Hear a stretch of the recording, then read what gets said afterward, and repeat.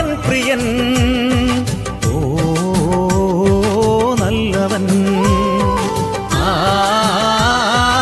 N പ്രിയൻ ഓ നല്ലവൻ.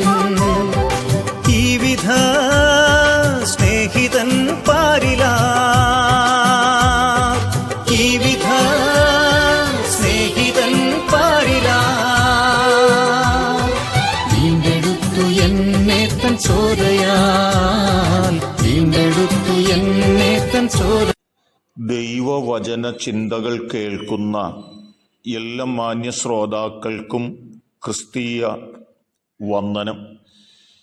ഇയ്യോബിന്റെ പുസ്തകം 13-ാം അധ്യായം 7-ാം വാക്യത്തിൽ ഇങ്ങനെ ഒരു പ്രസ്താവന വായിക്കുന്നു: നിങ്ങൾ ദൈവത്തിനു വേണ്ടി നീതികേട് സംസാരിക്കുന്നുവോ എന്നുള്ള ചോദ്യമാണ്.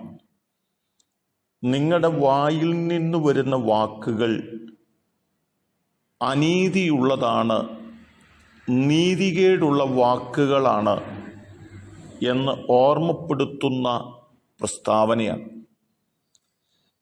നാം സങ്കീർത്തനങ്ങളുടെ പുസ്തകത്തിലേക്കൊന്ന് കടന്നു പോവുകയാണെങ്കിൽ 14-ാം അധ്യായത്തിൻ്റെ 4-ാമത്തെ വാക്യം പറയുന്നത്: നീതികേട് പ്രവർത്തിക്കുന്നവർ ആരും അറിയുന്നില്ലയോ?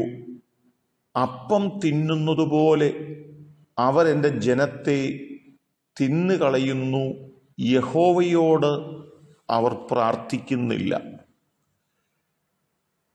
ഒരു കൂട്ടം ആളുകൾ ദൈവത്തോട് കൂടെ വസിക്കുന്നു എന്ന് പറയുമ്പോൾ തന്നെ അവർ നീതികേട് പ്രവർത്തിക്കുന്നവരും അവർ പ്രവർത്തിക്കുന്നത് എന്തെന്നവർക്ക് തന്നെ മനസ്സിലാക്കാൻ കഴിയാത്ത തലത്തിൽ മുൻപോട്ട് പോകുന്നവരുമാകുന്നു എന്നുള്ള പദമാണ്.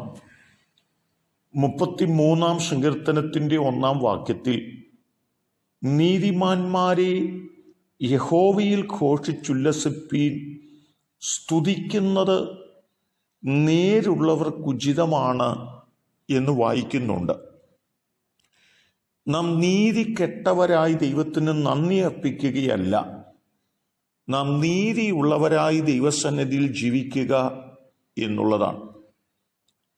സുവിശേഷങ്ങളിൽ നാം വായിക്കുമ്പോൾ ഒരു പരീശൻ പ്രാർത്ഥിപ്പാൻ വേണ്ടി ദേവാലയത്തിലേക്ക് കടന്നുപോയി താൻ ചെയ്തതായ ഒത്തിരി പ്രവർത്തികളെക്കുറിച്ച് ഒക്കെ ഓർപ്പിച്ച് പ്രാർത്ഥിക്കുന്നുണ്ട്.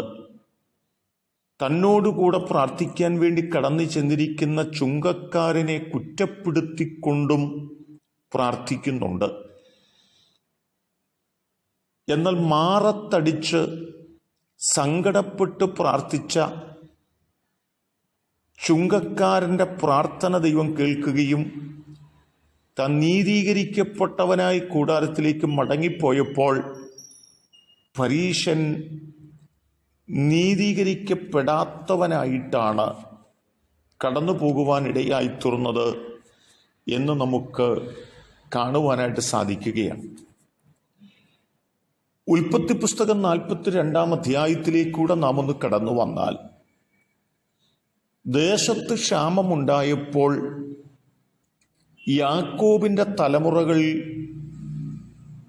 ഭക്ഷ്യസാധനങ്ങളെ കൈക്കൊള്ളേണ്ടതിന് മിസ്രൈമിലേക്ക് കടന്നുപോയി യോസേപ്പിൻ്റെ അരികിൽ എത്തിച്ചേരുകയുണ്ടായി. യോസേപ്പിനോട് സഹോദരന്മാർ പറയുന്ന പദം 10-ാമത്തെ വാക്യത്തിനകത്ത് ഓർപ്പിക്കുന്നുണ്ട്. 11 ചേർത്ത് പറഞ്ഞാൽ, യജമാനനെ, അടിയങ്ങൾ ആഹാരം കൊള്ളുവാൻ വന്നിരിക്കുന്നു, ഞങ്ങൾ എല്ലാവരും ഒരാളുടെ മക്കൾ, ഞങ്ങൾ പരമാർത്ഥികളാകുന്നു എന്ന് പറഞ്ഞു. യോസേപ്പിനോടാണ് അവർ പറയുന്നതെന്ന് അവർക്കറിയില്ലായിരുന്നു. ഈ ദൈവത്തിൻ്റെ വചനങ്ങളൊക്കെ വായിക്കുമ്പോൾ നീതികേട് സംസാരിക്കുന്നവരായി നാം തീരാതെ നീതിപൂർവം സത്യം സംസാരിക്കുന്നവരായി തീരേണ്ടതിന് നാം നമ്മെ തന്നെ സമർപ്പിക്കുകയും അതിനായി ഉത്സാഹിക്കുകയും ചെയ്യണമെന്ന് ദൈവം നമ്മോട് സംസാരിക്കുകയാണ്. ആ നിലയിൽ നമുക്ക് മുൻപോട്ട് പോകാൻ ഉത്സാഹിക്കാം. അതിന് ദൈവം നമ്മെ സഹായിക്കട്ടെ. സർവശക്തിയുള്ള കർത്താവേ, ഞങ്ങൾ നീതികേട് സംസാരിക്കുന്നവരായിട്ടല്ല, ഞങ്ങൾ സത്യവിരുദ്ധമായി സംസാരിക്കുന്നവരായിട്ടുമല്ല, ഞങ്ങൾ പരമാർത്ഥതയോടും നീതിയോടും ദൈവസന്നിധിയിൽ നിൽപ്പാൻ ഞങ്ങളെ സഹായിക്കണമേ. അതിനായി ഞങ്ങളെ സമർപ്പിക്കുന്നു. യേശു കർത്താവിൻ നാമത്തിൽ തന്നെ. ആമേൻ.